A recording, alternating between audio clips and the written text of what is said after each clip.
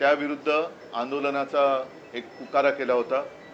त्यानुसार मी आणि सर्व शिवसैनिक यांनी गेल्या म्हणजे कालच्या नाही त्याच्या गेल्या रविवारी दादर इथल्या हनुमान मंदिराच्या समोर महाआरती केली, रामरक्षा पठण केलं। त्याच्यानंतर हा कार्यक्रम आता महाराष्ट्रात अनेक ठिकाणी व्हायला लागलेला आहे।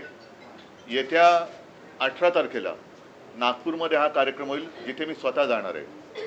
माझा प्रयत्न आहे की आता हिंदूंनी झोपून चालणार नाही, जागा झालं पाहिजे। आपल्या हिंदुत्वाचा, आपल्या हिंदू धर्माचा दुरुपयोग करून जर लुटण्याचा कार्यक्रम कोणी करत असेल तर त्यांना आता त्यांची जागा दाखवण्याची वेळ आलेली आहे। एकूणच काय की सध्या देशामध्ये फार विचित्र परिस्थिती आहे। मी मागेही बोललो होतो, कदाचित तुमच्याशीच बोललो होतो का आणखीन कुठे बोललो होतो कल्पना नाही मला, पण बऱ्याच वर्षानंतर देशात आणि महाराष्ट्रामध्ये विरोधी पक्षाला प्रचंड काम आहे। कारण जिथे बोट दाखवू तिथे भ्रष्टाचार चाललेला आहे। रस्त्यावरती खड्डे आहेत, पण रस्ते करणाऱ्यांचं ज्यांचं काम आहे ते गडकरी साहेब इथेनॉलवरती बोलत आहेत। तर एकूणच काय की अंधाधुंद कारभार सुरू आहे। आणि म्हणून मग मी असं ठरवलं की प्रत्येक वेळेला एकाच विषयासाठी प्रेस कॉन्फरन्स घ्यायची। आणि आज मी जो विषय घेतलेला आहे हा विषय साधारणतः गेले किमान महिनाभर चालू आहे, पण दुर्दैवाने म्हणावा तसा तो लोकांपर्यंत जरी पोचला असला तरी लोकभावना त्याच्यावरती व्यक्त होत नाहीयेत। आणि तो विषय म्हणजे दिल्लीमध्ये जंतर मंतर येथे आपल्या अभिजित दिपके यांनी जो विषय उचलला तो अनेक युवकांच्या किंवा मी तर म्हणेन देशातल्या प्रत्येक युवकाच्या भवितव्याचा विषय आहे। नीट परीक्षेचे पेपर फुटले, त्याच्यानंतर अनेक विद्यार्थ्यांनी आत्महत्या केल्या, कोणी त्याच्याकडे लक्ष दिलेलं नाहीये। सरकारला वेळ नाहीये, सत्ताधारी पक्षाला इतर पक्ष फोडाफोडीमध्ये जास्त रस आहे, पण जिथे देशाचं नशीब फुटतंय, विद्यार्थी आत्महत्या करतायत, त्यांच्याकडे लक्ष द्यायला त्यांना वेळ नाहीये। आणि मी आजची जी पत्रकार परिषद घेतलेली आहे ती त्या आंदोलनाला आणि सोनम वांगचुक यांना पूर्ण पाठिंबा जाहीर करण्यासाठी मी ही प्रेस कॉन्फरन्स घेतलेली आहे। सोनम वांगचुक एक मला येऊन भेटून गेल्या महिन्यामध्ये नेहमी मला त्यांच्याबद्दल एक आदर राहिलेला आहे। त्यांच्या खरं म्हटलं तर बुद्धिमत्तेचा देशाने उपयोग करून घ्यायला पाहिजे, पण अशाही व्यक्तीला देशद्रोही ठरवून तुरुंगात टाकलं जातं। आज ती व्यक्ती तिकडे आमरण उपोषणाला बसलेली आहे, दिवसागणिक त्यांची तब्येत खालवत चाललेली आहे। 16 दिवस झाले। मी एक 4 दिवसापूर्वी मुद्दामून अरविंद सावंत यांना त्यांच्या भेटीसाठी पाठवलं होतं। मी फोनवरून त्यांना विनंती केली की सोनमजी तुम्ही प्राणांतिक उपोषण करू नका, कारण तुमच्यासारख्या व्यक्ती या देशाला पाहिजेत आणि सरकारला काय पडलेलं नाही। अशा एक एक व्यक्ती जर आपणहून जात असतील तर सरकारला ते हवंच आहे असं नाईलाजाने मला म्हणावं लागतंय। आज कोणाचे लक्षात असेल किंवा नसेल, 2018 साली JD अग्रवाल यांनी गंगेसाठी आमरण उपोषण केलं होतं। मला वाटतं 115 दिवसाचं उपोषण होतं। काय होतं त्यांच्या उपोषणाचा विषय? स्वतःसाठी काय मागत होते का? तर गंगेमध्ये जे काय सगळं बट्ट्याबोळ झालेला आहे गंगेचा, त्याबद्दल त्यांनी त्या उपोषण केलं होतं। त्यांनी प्राण सोडला, कोणी त्याची तशी म्हणावी तशी दखल घेतली नाही। गंगेत अजूनही त्याच्यानंतर कोरोना आला, गंगेमध्ये मृतदेह सोडले गेले, सगळा बट्ट्याबोळ चाललेला आहे। आणि आज देखील सोनम वांगचुक यांची प्रकृती ही दिवसागणिक खालवत चाललेली आहे। मी तर म्हणेन आज आता असा एक क्षण आलेला आहे, जरी मी या एका विषयासाठी प्रेस कॉन्फरन्स घेत असलो तरी सगळ्या जणांनी सगळे विषय घेण्याची आवश्यकता आहे असं नाही, मात्र एखादा विषय जरूर असा असायला पाहिजे की त्याच्यावरती देशातल्या सर्व राजकीय पक्षांनी एकत्र यायला पाहिजे।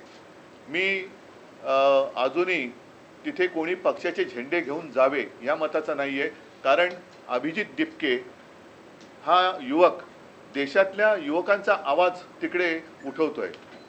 आणि हे युवक जे आहेत हे सुशिक्षित आहेत। म्हणजे आज सकाळी मी ते सोशल मीडियावरती बघितलं, ते असेल तर भयानक आहे, कारण 20 तारखेला मला वाटतं त्यांनी मोर्चा आयोजित केलेला आहे। आणि अभिजित दिपकेने असा एक दावा केलेला आहे की येत्या 20 तारखेच्या आत काही गुंड तिकडे सोडून हिंसाचार माजून हे आंदोलन उधळून लावण्याचा काही जणांचा प्रयत्न आहे। हे फार हिणकस आणि नीच वृत्तीचे लक्षण आहे। एकूणच सोनम वांगचूक आहेत, अभिजित दिपके आहे आणि सगळे जे काही युवक आहेत हे कोणासाठी लढत आहेत? देशातल्या सर्व युवकांनीच नव्हे तर त्यांच्या पालकांनी सुद्धा जागं झालं पाहिजे की अरे, आत्महत्या करणारा हा जरी त्यांचा मुलगा होता किंवा त्यांची मुलगी होती, पण कदाचित उद्या आपल्यावरती वेळ येऊ शकते. हा विषय राजकीय पक्षाचा नाही आहे, राजकारणाचा विषय नाही आहे, हा देशाचा विषय आहे. आणि त्यासाठी मला असं वाटतं देशभर काही ना काहीतरी प्रत्येक, आता मी म्हणेन मग प्रत्येक राजकीय पक्षाने देशभरामध्ये आपापल्या राज्यामध्ये त्यांच्या समर्थनार्थ काहीतरी केलं पाहिजे. कारण देश जोपर्यंत जागा होत नाही तोपर्यंत या बेफिकीर सत्ताधाऱ्यांना त्यांची जागा कळणार नाही. काय मागतात सोनम वांगचूक? काय सरकार त्यांच्याशी जाऊन बोलले तरी का? मला आठवत आहे जेव्हा अण्णा हजारे तिकडे उपोषणाला बसले होते तेव्हा सुषमा स्वराज यांनी एक भाषण केलं होतं. ते भाषण आजही उपलब्ध असेल. निदान त्यावेळेला त्यांच्याबरोबर चर्चा तरी झाली होती किंवा असावी असं मला वाटतं. तुम्हाला आठवत करण्यात विलासराव देशमुखांची नियुक्ती केली होती. विलासराव देशमुखांची नियुक्ती केली गेली होती. आता कोणी तिकडे ढुंकून बघायला नाही येत यार.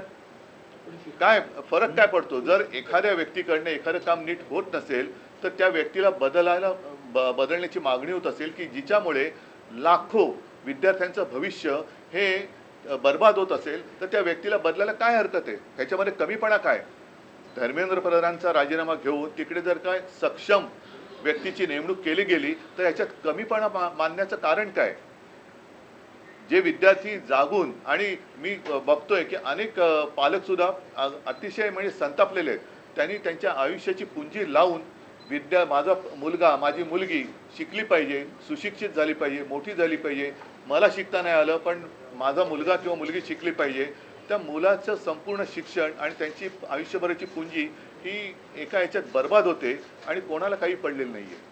बरं, त्याच्यात आणखीन आता हे बोललं तर पुन्हा महाराष्ट्राचा अपमान होईल असं मुख्यमंत्र्यांना वाटू शकतं. कारण या नीट परीक्षेचं जे काही पेपर फुटीचं केंद्र आहे हे महाराष्ट्रामध्ये होतं. अटका झाल्या, पुढे काय? पुढे काय? मग एकूण एका पाठोपाठ एक पेपर फुटत आहेत. त्याच्यानंतर आपल्या महाराष्ट्रातल्या शिक्षण मंत्र्यांच्या घरासमोर सुद्धा आंदोलनं झाली. तर कोणाला कारभाराची काही चिंता नाही आहे. देशात काय चालले त्याच्याबद्दल काही पर्वा नाही आहे. आम्ही आपले परदेशात फिरतो, आम्हीच आपले भाडीचे तट्टू आणून आमचं स्वागत करून घेतोय आणि सगळं काय आबादी आबाद आहे असं भासवतोय. हे मला वाटतं चांगलं लक्षण नाही. आज परत एकदा सांगतो, मी शिवसेनेतर्फे सोनम वांगचूक आणि या मुलांच्या आंदोलनाला पूर्ण पाठिंबा जाहीर करत आहे.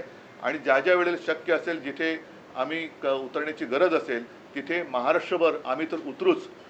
आपल्या माध्यमातून मी देशातील सर्व पक्षांना सांगतोय की आपण देखील आपापल्या राज्यामध्ये, राज्यातील प्रमुख शहरामध्ये या युवकांना बळ मिळेल अशा पद्धतीने काही प्रतिकात्मक असेल, आणखीन काही असेल, हे समर्थनार्थ आंदोलन करा किंवा प्रदर्शन करा की जेणेकरून आजही देशातली युवा शक्ती, जी आपण देशाचे भाग्यविधाते समजतो, त्या भाग्यविधात्यांना कळेल की आजचे जे भाग्य किंवा दुर्भाग्य विधाते आहेत हे आपल्यासोबत आहेत.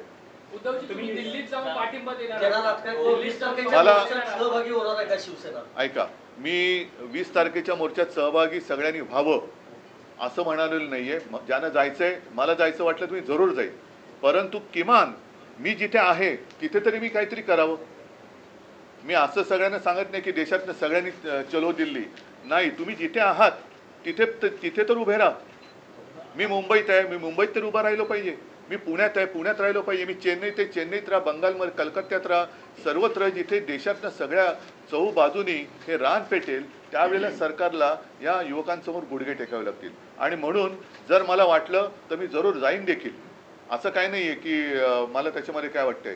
पण आज सुद्धा ही जी त्यांची जी चळवळ आहे ती कोणत्याही पक्षाचा झेंडा हातात न घेता चाललेली आहे. कारण नाईलाजाने मला असं म्हणावं लागतंय की देशातल्या तरुणांचा आणि युवकांचा कदाचित ह्या फोडाफोडीच्या सगळ्या नीच राजकारणामुळे प्रस्थापित राजकीय नेत्यांवरचा विश्वास उडाला असेल आणि त्यांना असं वाटत असेल की कोणताच राजकीय पक्ष माझ्यासोबत नाही, तर आम्ही तर आहोत. पण तिथे कोणत्याही पक्षाचा झेंडा न घेता आंदोलन होत असेल तर त्याला माझा पूर्ण पाठिंबा आहे. विषय असा आहे की तुम्हाला असं वाटतं का, कारण तुम्ही इंडिया अलायन्स मध्ये एक प्रमुख पक्ष आहात, तर देशाच्या विरोधी पक्ष नेत्यांनी म्हणजे राहुल गांधींनी या व्यासपीठावर जाऊन या आंदोलनाला समर्थन दिलं पाहिजे? जरूर. म्हणजे माझं तर म्हणणं आहे, मला वाटलं तर मी सुद्धा जाईन. मी सुद्धा जाईन, राहुल गांधींनी गेलं पाहिजे.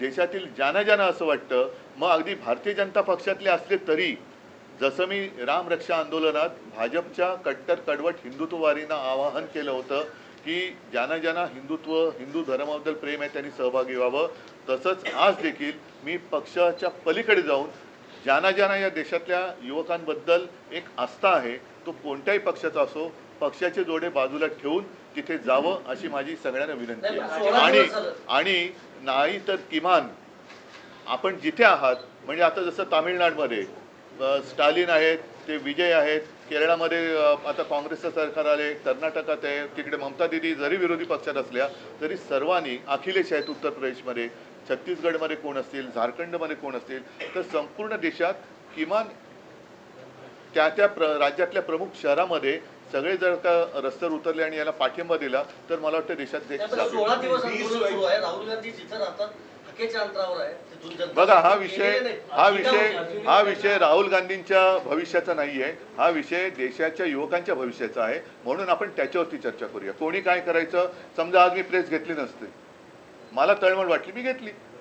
जेव्हा अभिजित तिपकेनं आंदोलन सुरू केलं होतं त्यावेळी संजय राऊत यांनी एक फोटो केला होता की अभिजित तिपके आणि नरेंद्र मोदी यांच्या संदर्भातला तो आणि भेट झाली असं म्हटलं होतं की कुठेतरी भाजप पुरस्कृत हे आंदोलन आहे अशा प्रकारचे त्यावेळेला त्यांनी तो ट्विट केला आणि त्या ट्विटमुळे त्यांच्याबद्दलचा जो संभ्रम होता तो दूर झाला आणि त्याच्यानंतर भारतीय जनता पक्षाची जी एक वृत्ती दिसते, असंवेदनशीलता, ही जाहीर झाली. कारण हा फोटो हा त्यांनीच कदाचित ट्विट करून ते तसं करू शकले असते, पण संजय राऊत यांनी ट्विट केल्यामुळे त्याच्या अभिजितवरचा संभ्रम दूर झाला. आणि आता जे दिसते, म्हणजे आता सोनम वांगचूक हे मी त्यांना स्वतः विनंती केली की तुम्ही असं करू नका, उपोषण सोडा, पण तो माणूस तो मेरा कुछ भी होने दो लेकिन देश का भला होना चाहिए. आता अशा व्यक्तीसमोर आपण काय बोलायचं. म्हणून आज सुद्धा मी एक त्यांना आपल्या माध्यमातून हात जोडून विनंती करतोय की वांगचूकजी, आपल्यासारखी माणसं आम्हाला हवी आहेत, देशाला पाहिजे आहेत. हे सरकार असंवेदनशील आहे.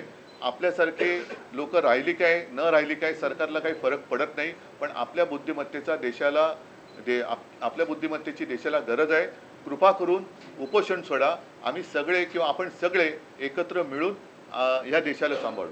मागच्या काही वर्षांपासून एक पांडा पडतोय. शेतकऱ्यांचं आंदोलन असेल किंवा कोणाचंही आंदोलन असेल, महिनो ते चालत राहतं, परंतु सोनम वांगचूक यांचं आंदोलन हे आमरण उपोषण आहे आणि पुढे जाऊन असं काही बरवाईट होऊ नये यासाठी तुम्ही विरोधी पक्ष म्हणून सरकारवरती, केंद्र सरकारवरती सुद्धा दबाव आणण्याचा प्रयत्न करणार आहात का? कोणाशी मी आता जे बोललो तर तेच आहे. 20 तारखेला पार्लमेंटच्या पहिल्याच दिवशीचा विषय पार्लमेंटला घेतला. आज पार्लमेंट सुरू होतोय. हा, 20 तारखेला आमचे खासदार तर या विषयावरती दणानून सोडतीलच, संसद दणानून सोडतील. पण त्यावेळेला राहुलजींना सुद्धा मी विनंती करतोय, सर्व पक्षाच्या खासदारांना सांगतोय, अगदी भारतीय जनता पक्षाच्या खासदारांना सांगतो की तुमच्यात जर माणुसकीचा एखादा अंश शिल्लक असेल तर ह्या आंदोलनात सहभागी व्हा. प्रेस कॉन्फरन्स मध्ये 3 लोक नेहमी असायची, 2 खासदार तुमचे आणि ठीक आहे. आता मला असं वाटतं की हा विषय संपूर्ण तुमच्या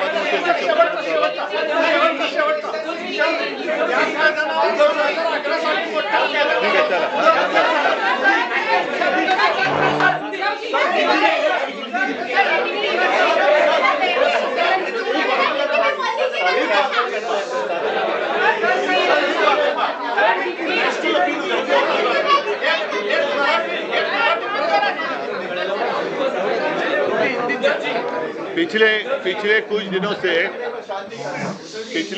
से आप देख रहे हो एक विषय पर आंदोलन चल रहा है, लेकिन मुझे नहीं लगता सारे लोगों ने उसके ऊपर कुछ ध्यान दिया है. लेकिन विषय तो बहुत महत्वपूर्ण है. अपने देश की युवा का भविष्य उससे जुड़ा हुआ है और वो जो विषय है स्वाभाविक है. नीट की जो एग्ज़ाम थी उसके पेपर लीक के बारे में है.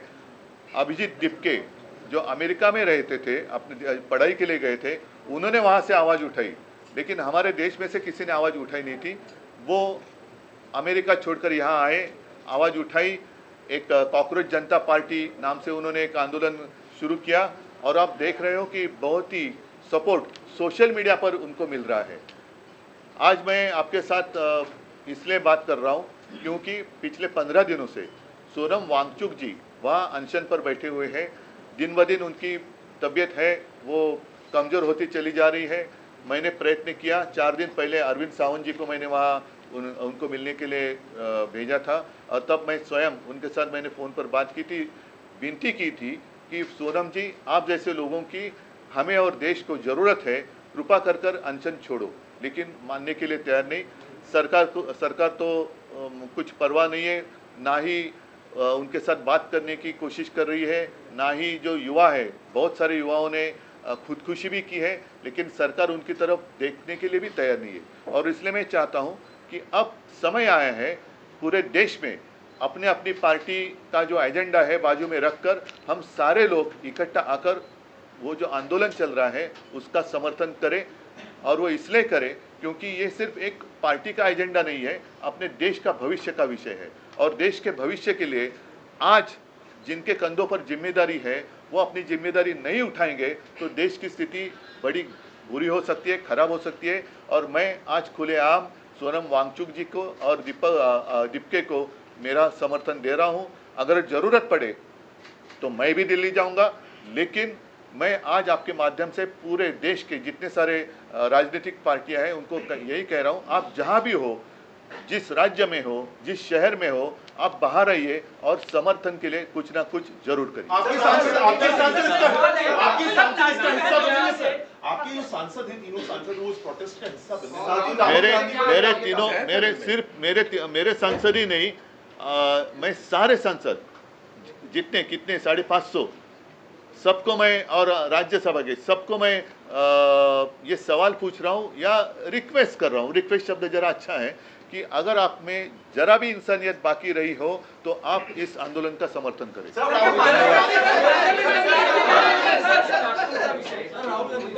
सर बाकीचे विषय कधी